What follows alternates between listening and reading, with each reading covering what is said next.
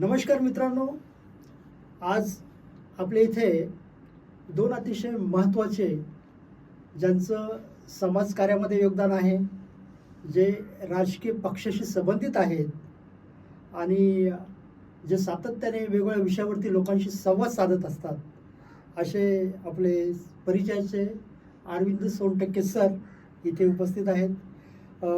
Sontakke sir आपल्याला परिचित आहेत, त्यामुळे त्यांची जास्त ओळख द्यायची काही गरज नाही. फक्त आता अलीकडे ज्या काही गोष्टी घडल्या त्या आपल्याला माहितीत असाव्या म्हणून सांगू इच्छितो की अलीकडेच सोनटक्के सरांना काँग्रेस कमिटीने महाराष्ट्र राज्याचं रिटायर ऑफिसर सेलचं अध्यक्षपद दिलेलं आहे. मला वाटतं की सर ही खूप मोठी जबाबदारी तुमच्याकडे आलेली आहे. आणि सर इन्कम टॅक्स कमिशनर होते, ते रिटायर झाले आणि त्यानंतर त्यांचं एक वाक्य आहे की हम रिटायर भाजप को करेंगे रिटायर. नहीं, हम रिटायर्ड, मोदी भाजप को करेंगे रिटायर्ड. येस, तर हे वाक्य घेऊन, हे स्लोगन घेऊन त्यांनी काही महिने लोकसभेच्या निवडणुकीच्या दरम्यान एक चांगला प्रचार केला आणि मला वाटतं की या सगळ्या प्रचाराचं एक फळ म्हणून आपल्याला महाराष्ट्रामध्ये चांगल्या जागा मिळाल्या. या आपल्या सगळ्यांचं योगदान आहेच त्याच्यामध्ये. तर असे सोनटक्के सर आपल्यासोबत आहेत आणि दुसरे आपल्यासोबत आहेत गांगुर्डेजी. प्रवीण गांगुर्डे हे सायकोथेरपिस्ट आहेत. मुक्त पत्रकारिता ते करतायत. त्यांनी अनेक लेख लिहिलेले आहेत.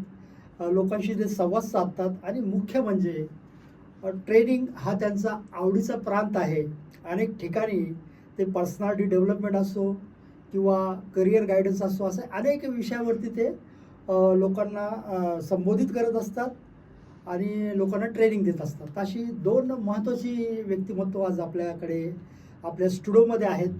आणि सर, विषय आपल्या सगळ्यांच्या आवडीचा आहे, पण मला वाटतं की हा जो विषय आहे आज आपण जे चर्चा करणार आहोत त्या विषयावरती बोलणं यासाठी गरजेचं आहे, कारण समाजामध्ये किंवा राजकारणामध्ये ज्या घडामोडी घडतात त्याच्यावरती मंथन झालं पाहिजे.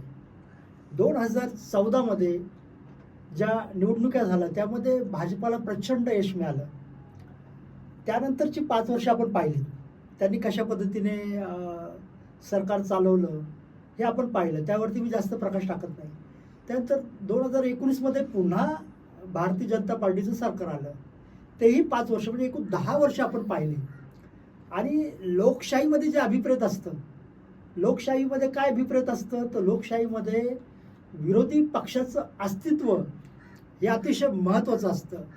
पण 2014 आणि 2019 या दोन्हीही कालखंडामध्ये विरोधी पक्ष असून नसल्यासारखा होता. म्हणजे त्यांचं संख्याबळ खूप कमी होतं. आणि आता 2024मध्ये मोदी आणि भाजपा सरकारला वाटत होतं की जे काय संख्याबळ आहे तेही आणखी अर्धे करावं आणि त्यामुळे त्यांनी नारा दिला होता अब की बार 400 पार. पण झालं उलटं. झालं काय, तर मोदी 400च्या पलीकडे नारा देणारे 240पर्यंत येऊन थांबले. त्यांचा तो नैतिक पराभव आहे, हे आपण सगळं मान्य करायला पाहिजे. आणि विरोधी पक्ष जो आहे, जो राहुल गांधीच्या नेतृत्वाखाली उभा राहिलेला आहे, त्यांनी प्रचंड यश संपादन केलं. तर या सगळ्या घडामोडी घडल्या. आणि आता अलीकडे काल परवा संसदेमध्ये जी काही चर्चा झाली, म्हणजे राहुल गांधी बोलले, राष्ट्रपतीचं अभिभाषण झाल्यानंतर त्यावरती चर्चा होते, तर त्या चर्चेमध्ये राहुल गांधी बोलले आणि चर्चेला उत्तर मोदी जे आपल्या देशाचे पंतप्रधान आहेत त्यांनी त्याचं उत्तर दिलं. या दोन्ही गोष्टी ज्या आहेत या आपण सगळ्यांनी पाहिल्या. तर आता ह्या दोन गोष्टी याच्यामध्ये आपल्या प्रत्येकाचं काही मतं आहेत आणि ही मतं मला आज जाणून घ्यायची आहेत, कारण आपल्यासारखेच अनेक लोकांची मतं असतील. आता ती योग्य अयोग्य काही असू शकतात, पण आपली मतं आहेत. ही मतं जाणून घ्यायला मला थोडंसं सोनटक्के सरांकडे मी पहिल्यांदा वळतो की सर, तुम्हाला काय वाटतं एकूण ह्या सगळ्याच्या? धन्यवाद. सर्व प्रेक्षकांचे स्वागत आहे. सर्वांना जय जोहार, नमस्कार, जय भीम, जय संविधान, जय विज्ञान. रोटे सरांनी जो प्रश्न विचार त्यात मी जोडेल की त्यांचं असं म्हणणं होतं अबकी बार मोदी सरकार. तर रोटे सर, खुशी की बात है कि अबकी बार एनडीए सरकार बन गई. आणि अब की बार एनडीए सरकार बनाने वाली जो भारत की जनता है, म्हणजे महाराष्ट्राच्या जनतेला मी नतमस्तक होतो की ज्यांनी अब की बार 400 पार, अब की बार मोदी सरकार, या महाराष्ट्राच्या जनतेने अब की बार एनडीए सरकार बनवून टाकली. म्हणजे हे पूर्ण एनडीए तर विरोधी पक्ष बनणार होते, पण जिंकले कशामुळे हा जरी प्रश्न विचारला नाही तर मी माझ्या परीने ऍड करतो की धनशक्तीचा प्रचंड वापर आणि ईडी, सीबीआय, इन्कम टॅक्स आणि अन्य संस्थेचा गैरवापर आणि भयानक ब्रेन वॉशिंग, त्यांची मशीन आणि त्यांची प्रोपॅगंडा मशीन आणि निवडणुकीची वॉर मशीन आणि भयानक ठिकाणी मोदीचे भाषणं झालीत आणि त्यांचे लोक फिरलेत, पण तरीही भारतीय जनतेने मोदी सरकार जे क्लेम करायचे, भाजप सरकार म्हणायचे आणि त्यांचे जे चिले चपाटे होते RSSचे भाजपचे तेही म्हणायचे, तर भारतीय जनतेने आणि महाराष्ट्राच्या जनतेने काय केलं, तर अब की बार हम उन्होंने बना दी एनडीए के सरकार. म्हणजे यावेळेला ना मोदीचं सरकार ना बीजेपीचं सरकार, यावेळेला एनडीएचं सरकार. मला असं वाटतंय की भारताच्या जनतेचं सरकार आहे आणि त्याच्यावर कंट्रोल ठेवण्याकरता LOP म्हणजे लीडर ऑफ अपोजिशन ही जी भूमिका आहे राहुल गांधीची, ते प्रचंड आणि कापणारी आहे, अतिशय कापणारी आहे, भेद करणारी आहे. त्याच्यामध्ये एकदम स्पष्ट त्याला ते म्हणतात अच्छे दिन, आम्ही म्हणतो की सच्चे दिन. भाजपा काय म्हणायची, हम अच्छे दिन लाएंगे. अरे भी अच्छे दिन छोडो, पण जे लीडर ऑफ अपोजिशन आहे म्हणजे राहुल गांधीजी यांनी सच्चे दिन आणण्याकरता ते मांडणी केली. म्हणून त्यांचंही मी सर्वांच्या वतीने सर्वांच्या समक्ष अंतःकरणातून आभार व्यक्त करतो की राहुल गांधीजी, तुम्ही भारताच्या जनतेचे दुःख तिथे मांडले, प्रश्न मांडले.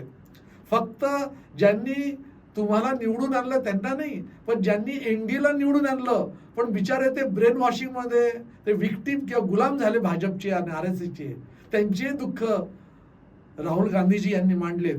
मला खूप अभिमान आहे की राहुल गांधीजी या देशातील 140 कोटी जनतेचे दुःख तिथे मांडलेत, म्हणून त्यांचा मी आभार व्यक्त करतो. सर, अतिशय तुम्ही महत्त्वाचे मुद्दे मांडलेत.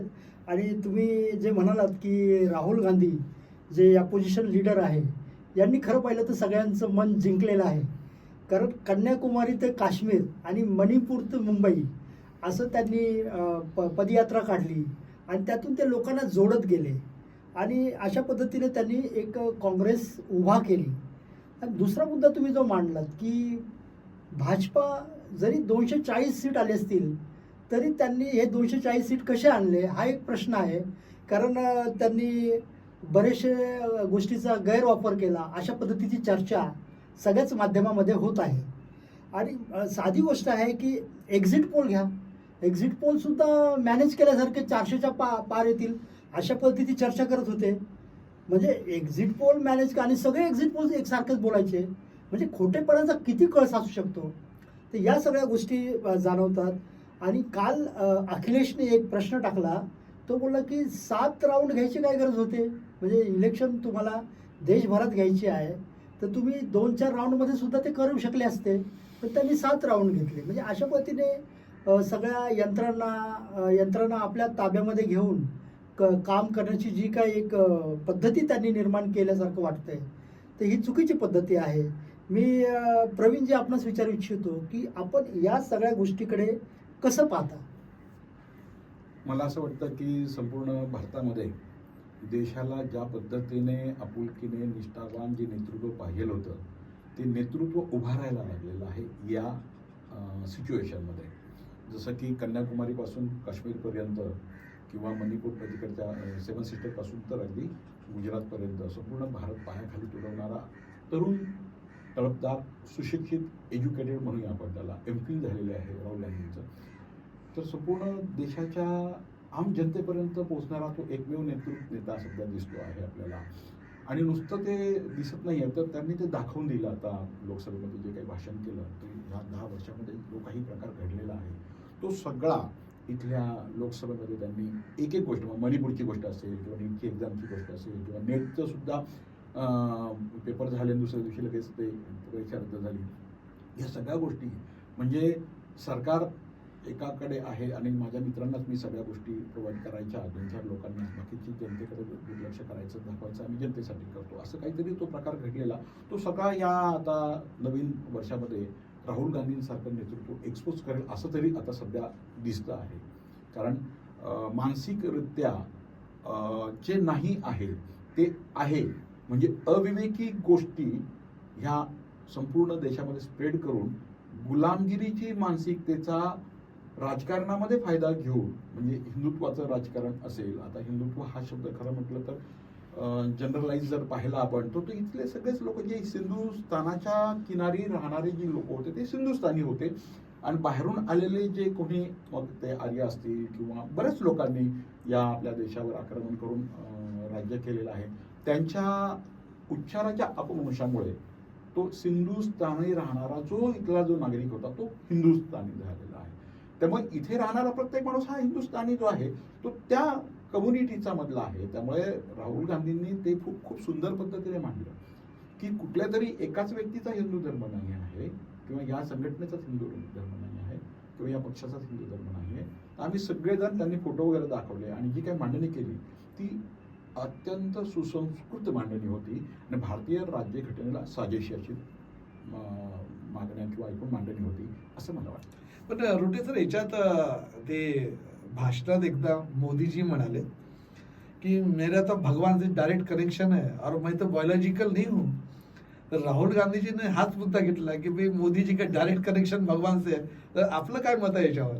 नाही, तो जो मुद्दा आहे राहुल गांधींनी, खरं पाहिलं तर राहुल गांधीचं जे भाषण होतं ते अतिशय परिपक्व असं होतं.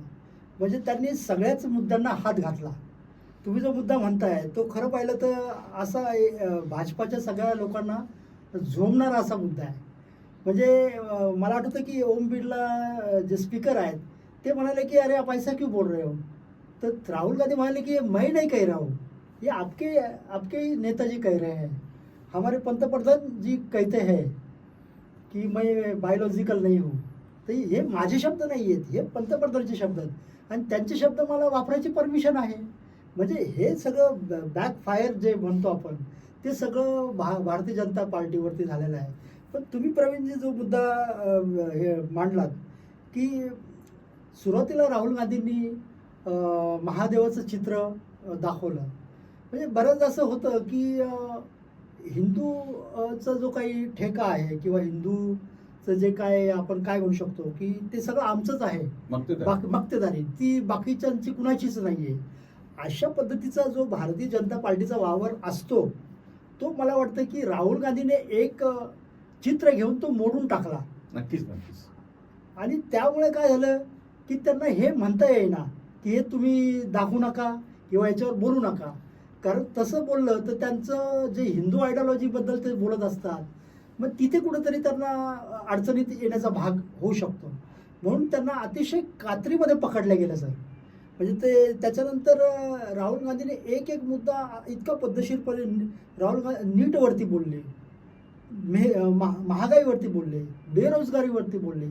आणि हे सगळं बोलताना सगळ्यात महत्त्वाचं म्हणजे राहुल गांधी काही उदाहरणं देत होती. मणिपूरमध्ये गेल्यानंतर त्यांना जो अनुभव आला तो त्यांनी शेअर केला. पंजाबमध्ये अग्निवीरबद्दल बोलले. पंजाबमध्ये जो काही अग्निवीरच्या संदर्भात म्हणजे खऱ्या अर्थाने इथल्या जनतेचा, तरुणांचा खरा आवाज लोकसभेमध्ये या भारतीय राज्यघटनेमुळे आपल्याला पाहायला मिळाला. हो, आणि ऐतिहासिक असं ते प्रसंगाने भाषण होतं. हो, तेच मला म्हणायचं आहे की त्यांनी प्रत्येक माणसाचा मुद्दा जो आहे तो राहुल गांधींनी मांडण्याचा प्रयत्न केला. आणि सोनटक्के सर जे म्हणतात की ते बरोबर आहे की मला वाटतं की देशाला एक असं परिपक्व आणि उज्ज्वल असं एक नेतृत्व मला वाटतं की राहुल गांधीच्या रूपाने भेटलेलं आहे. आणि सरांना मी विचारतो की सर हे एक देशातलं चित्र आहे, तर आता आपण सगळं महाराष्ट्राचे आहोत, महाराष्ट्रातले आहोत, तुम्ही महाराष्ट्राकडे कसं बघताय सगळ्याच्यावर?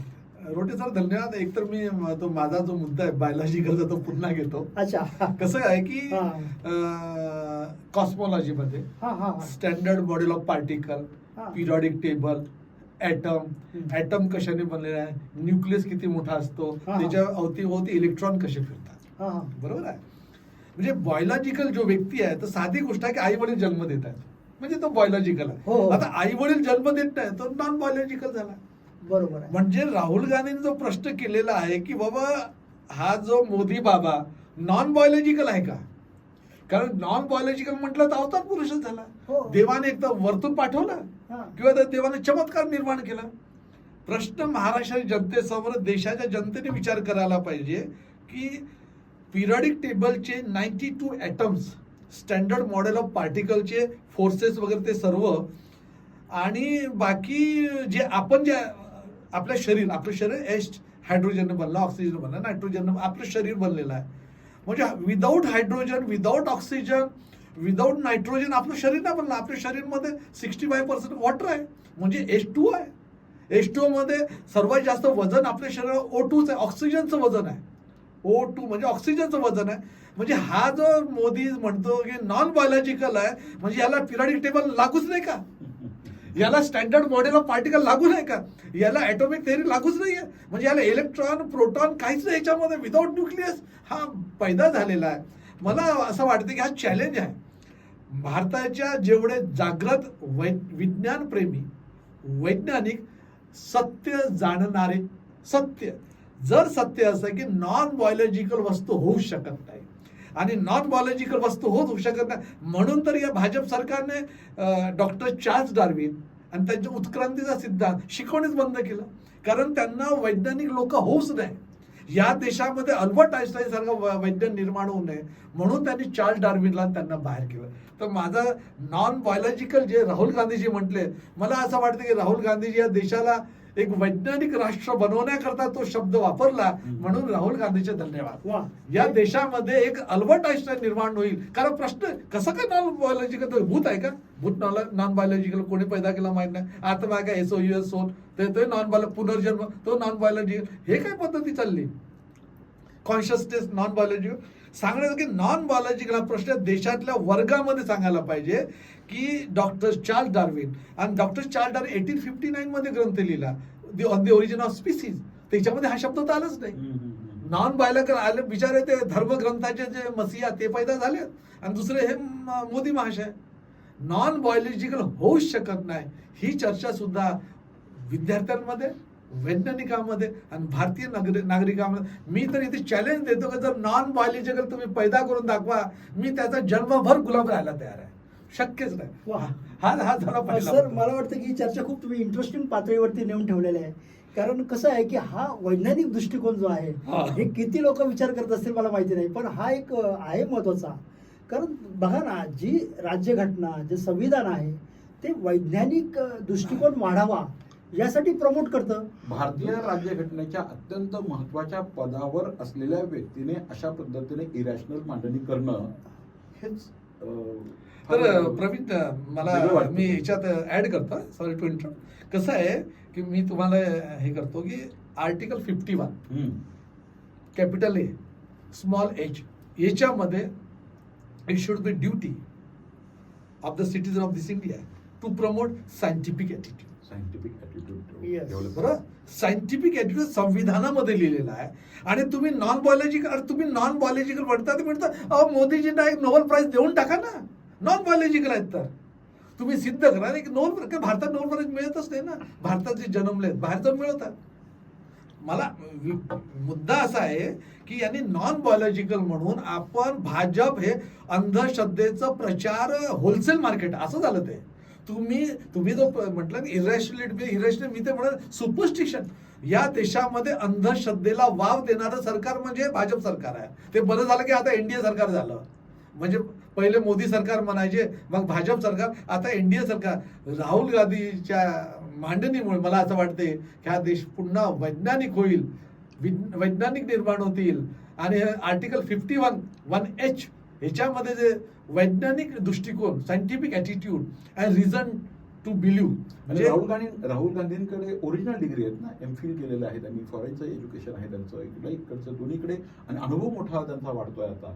ओरिजिनल डिग्री हा फार महत्वाचा मुद्दा आहे. हो, तसे ते सिनियर आहेत. म्हणजे त्यांनी जवळजवळ मला वाटतं की 4 की 5 ट्रम्प ते खासदार राहिलेले आहेत. आणि अनुभव अनुभव. खासदारकीचा अनुभव मोठा आहे त्यांचा. मोदींपेक्षाही जास्त त्यांचा म्हणजे बाकीच्यांकडे डिग्री आहेत की नाही याची चर्चा होते.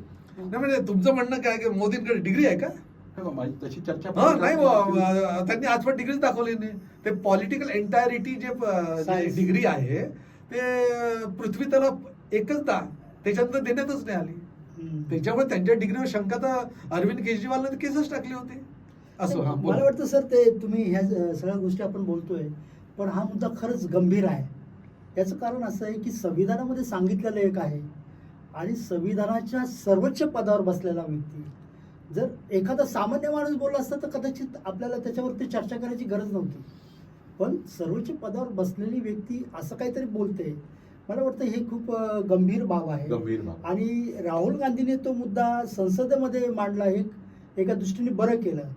म्हणजे तुम्हाला एक तर संविधानासोबत राहायचंय की संविधानासोबत राहायचं नाही, हे भारतीय जनता पक्षाच्या लोकांनी क्लिअर केलं पाहिजे.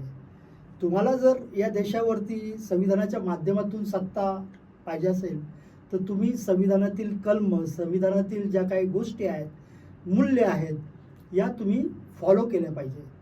आणि दुर्दैवाची गोष्ट अशी आहे की बरेचसे लोक आपल्या देशामधले अगदी डोळे बंद करून कुणी काही बोले की त्याच्यावर विश्वास ठेवतात. तर मला वाटतं की ही पण एक चिंता करण्यासारखी गोष्ट आहे. माणसाने प्रत्येक गोष्टीचं ॲनालिसिस केलं पाहिजे, त्या गोष्टीला प्रश्न विचारले पाहिजेत की एखादी व्यक्ती सांगते ते बरोबर आहे का, ते बरोबर कसं आहे किंवा कसं नाही, याच्याबद्दल त्यांनी विचार केला पाहिजे. तर मला वाटतं की सोनटके सरांनी हा जो मुद्दा काढला त्यामुळे या चर्चेला एक इंटरेस्टिंग असं वळण अजून सांगतो लागलं. मी. आणि सर त्याबद्दल बोलता येण्यासारखं खूप आहे. पण मला आता थोडं महाराष्ट्राकडे वळायचं आहे, हो कारण महाराष्ट्राचं राजकारण हे आपल्या तिघांच्या खूप जिव्हाळ्याचं आहे. त्याच्यावर बोलतो. तर मला मी पहिलं तर प्रवीण ते आपणच विचारतो हम्म. की महाराष्ट्राच्या राजकारणामध्ये आता लोकसभेमध्ये जे काही घडलं, म्हणजे विरोधी पक्षालाच बऱ्यापैकी यश मिळालं, तर तुम्ही महाराष्ट्राच्या राजकारणामध्ये काय बघताय, म्हणजे काय स्थिती होऊ शकते? महाराष्ट्र हा खऱ्या अर्थाने फुले शाहू आंबेडकरांच्या विचारांवर चालणारा पुरोगामी राज्य म्हणून सगळ्या देशाला परिचित आहे. आणि मध्ये काही कालावधीमध्ये प्रतिगामी शक्ती खूप मोठ्या प्रमाणामध्ये वाढल्या होत्या आणि बऱ्याच वेळेस भारतातल्या अनेक ठिकाणी काही संघटनांनी किंवा काही नेत्यांनी EVM मशीनवर सुद्धा लक्ष केंद्रित केलं होतं की नेमकं ही प्रतिगामी शक्ती कशी काय आली. तर मग त्यांचं असं म्हणणं होतं की EVM मशीन अशा पद्धतीने ती हॅक केली जाते, त्याचे डेमॉन्स्ट्रेशन काही ठिकाणी दाखवले किंवा काही ठिकाणी सांगितलं की EVM मशीनच गायब झालेले आहेत, म्हणजे मशीनच्या मशीन बदलण्याचे प्रकारचे उघडकीस आले, त्याचे व्हिडिओज व्हायरल झाले. काही ठिकाणी व्हीव्हीपॅटचे जे काही चिठ्ठ्या असतात त्या चिठ्ठ्या बदलण्याचे प्रकार घडले. म्हणजे अशा EVM मशीनवर थोडक्यात लक्ष केंद्रित करून त्याच्याबद्दल आंदोलनं सुद्धा पाहायला मिळाली. आणि मग मला असं वाटतं की जे काही सत्ताधारी होते ते थोडेसे अलर्ट झाले आणि मग केंद्रामध्ये आपण यायचंच, पण अशा पद्धतीने यायचं की जेणेकरून EVM मशीनवर लोकांचा विश्वास बसला पाहिजे, अशी सुद्धा काही पत्रकारांनी सुद्धा आणि काही राजकीय पक्षातल्या किंवा सामाजिक कार्यकर्त्यांनी चर्चा केली.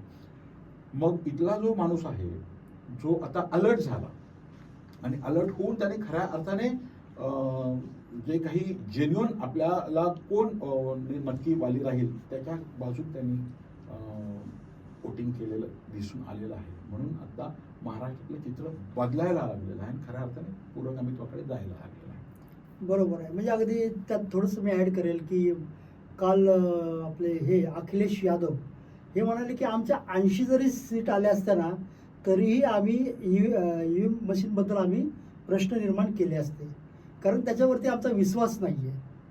तर ह्या सगळ्या गोष्टी आहेतच. पण आपण जेव्हा महाराष्ट्राचा विचार करतो तर महाराष्ट्राची राजकीय स्थिती देशापेक्षा थोडीशी वेगळी असते आणि सोनटके सरांचा त्याबद्दल खूप चांगला अभ्यास आहे. तर मी त्यांना विचारू इच्छितो की सर काय होऊ शकतं महाराष्ट्राच्या परिस्थितीबाबतचं वक्तव्य आणि तुमचा प्रश्न आणि प्रवीणने मांडणी केलेली आहे. आता यात असं आहे की महाविकास आघाडी आणि महायुती, महायुतीकडे ते म्हणतात खोके सरकार झालं, खोक्याने पैसे वाटले. मला असं वाटतं की या निवडणुकीत टेम्पो भरून पैसे वाटलेत. बरोबर आहे. धनशक्तीचा उपयोग म्हणा की दुरुपयोग एवढा झाला की ते त्यांच्या काही सीटा आल्यात. नाहीतर महाराष्ट्रामध्ये 48 मध्ये जास्तीत जास्त 4 ते 5 सीट भाजपच्या आणि महायुतीच्या आल्या, त्याच्यावर जास्त आल्या नसत्या. तर हे धनशक्तीमुळे आणि अन्य त्यांचे जेवढे गैरप्रकार आहेत भाजपचे, त्याच्यामुळे त्यांना हे थोड्या जागा नाही. एक आता दुसरी अवस्था बघू, डेटामध्ये 155 विधानसभेच्या मतदारसंघात महाविकास आघाडी समोर आहे. 155. त्यामध्ये विदर्भामध्ये जबरदस्त आघाडी आहे आणि आपल्या मराठवाड्यामध्ये आघाडीवर आहे. आता प्रश्न असा आहे की 288 पैकी तर फक्त 143च पाहिजे सरकार बनवायला. 288 पैकी 143 पाहिजे सरकार बनवायला, 145 पाहिजे. आणि जर महाविकास आघाडी म्हणजे आदरणीय शिवसेना उद्धव ठाकरे साहेब यांची, शरद पवार साहेब यांची आणि नाना पाटोलेंच्या मार्गदर्शनाखाली काँग्रेस, आता यांना जर वाटलं की आम्ही 155 ठिकाणी आलो, आता आपोआप जिंकून आणणार.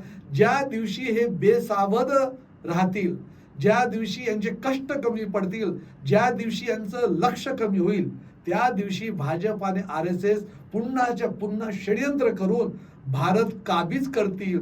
प्रवीणजीने बरोबर म्हटलं की महाराष्ट्र हे फुले शाहू आंबेडकरांची भूमी आहे, पण त्या भूमीमध्येच एक भाजपचं आणि RSSचं सरकार येते. ही अत्यंत दुःखद गोष्ट आहे. आणि यात मी ॲड असं करेन की तुम्ही जसं म्हटलं, मी तर जाहीर बोलत आहे कारण मी आता रिटायर्ड ऑफिसर सेल अशा याच्यात मला जबाबदारी दिलेली आहे. आणि महाराष्ट्रामध्ये मिनिमम 2 लाख ते 25 लाख जर रिटायर्ड लोकांना जर आम्ही एक कॅसेट टाकली डोक्यामध्ये, मग ते लोक मंदिर वही बनाएंगे. आता तर विचार विसरूनच गेलेत, कारण जहा मंदिर वहा भाजप हार गई. म्हणजे अयोध्येमध्ये भाजप हारली, रामटेकमध्ये भाजप हारली, मंदिरचं नाव घेतलं ना भाजप हारली. म्हणजे बिचारे यांचे जे देव आहेत त्यांनी यांची तलाक देऊन टाकला. आता सांगणं महाराष्ट्रामध्ये मला असं वाटते की रिटायर्ड लोकांच्या मदतीने जर आपण प्रयत्न केले तर मिनिमम 40 आणि मॅक्झिमम 50 एवढ्या ठिकाणी भाजप आणि RSSचे सर्व पिलावळ निवडून येऊ शकतात आणि 200 पर्यंत महाविकास आघाडी जाऊ शकते. कारण हे यश जे महाराष्ट्रात मिळालेलं आहे ते यश जनता विरुद्ध भाजप होतं. तर जनतेचं यश ताकद आहे आणि सर्व महाविकास आघाडीच्या सर्व नेत्यांना, कार्यकर्त्यांना हात जोडून माझी विनंती आहे की जेवढे कष्ट लोकसभेत केले त्याच्याहून मिनिमम डबल कष्ट आता करूया. डबल कष्ट केले तर मी गॅरंटीने सांगतो की 200 ठिकाणी महाविकास आघाडी येणार आणि महाविकास आघाडीचं सरकार महाराष्ट्रात झालं की मोदीजी हे विरोधी पक्ष नेते होतील आणि ते विरोधी पक्षात बसून मध्ये भाषण देतील. मग ते त्यांना जेवढा वेळ मिळेल तेवढं भाषण देतील. या देशाला मोठी सुवर्ण संधी आहे आणि महाराष्ट्राच्या जनतेला सुवर्ण संधी आहे की मोदी सरकार की भाजप सरकार, पण खरं तर हे NDA सरकार आहे. हे NDA सरकार सुद्धा झटकन पडून जाईल ज्या दिवशी इथे सरकार महाविकास आघाडीचं बनेल. मला वाटतं की आपल्या सगळ्यांच्या चर्चेमधून काही गोष्टी स्पष्ट झालेल्या आहेत. एक तर देशामध्ये हिंदुत्वाचा मुद्दा अजिबात चाललेला नाही, कारण अयोध्येमध्ये जिथे राम मंदिर आहे तिथे भाजपचं सीट पडलं आणि आपण पाहतो की संपूर्ण देशामध्ये त्यांचे 60पेक्षा जास्त जागा ज्या आहेत त्या कमी झालेल्या आहेत. महाराष्ट्राची स्थिती पाहता मराठा आरक्षण आहे, शेतकरी त्यांच्यावरती नाखुश आहेत, दलितांचे प्रश्न आहेत तेही सोडवले जात नाही. मग एकूण नाराजी जी आहे महाराष्ट्रामध्ये सगळीकडे भाजपा संदर्भात दिसत आहेत. अशा वेळेस उद्धव ठाकरे, शरद पवार आणि काँग्रेस, नानाभाऊ पाटोळे यांची जी युती आहे महाविकास आघाडीच्या माध्यमातून ती अतिशय पक्की आणि घट्ट अशी दिसत आहे. निश्चितच सोनटक्के सर जसं म्हणतात की 200पर्यंत जागा येऊ शकतात, पण त्यासाठी मला वाटतं की महाविकास आघाडीला प्रयत्नही करावा लागेल. का बऱ्याचदा असं सर ह्याचा ऍड करतो मी, 200% म्हणजे 200 पर्यंत आमदार महाविकास आघाडीचे येऊ शकतात. अट मिनिमम आहे की 200% कष्ट घ्यावे लागेल. वा, मला वाटतं की हेच मलाही म्हणायचं आहे की 200% जर महाविकास आघाडीच्या कार्यकर्त्यांनी जर कष्ट घेतले तर 200 जागा त्यांच्या त्या आपल्याला मिळतील. अशा पद्धतीचं चित्र महाराष्ट्रामध्ये आहे. मित्रांनो, मी इकडे थांबतो. आज प्रवीणजी गांगुर्डे आणि सोनटक्के सर आपल्यासोबत होते आणि खूप चांगली इंटरेस्टिंग चर्चा झाली. सर, असंच आपण सातत्याने वेगवेगळ्या विषयावरती बोलत राहू. पुन्हा एकदा भेटूया. धन्यवाद.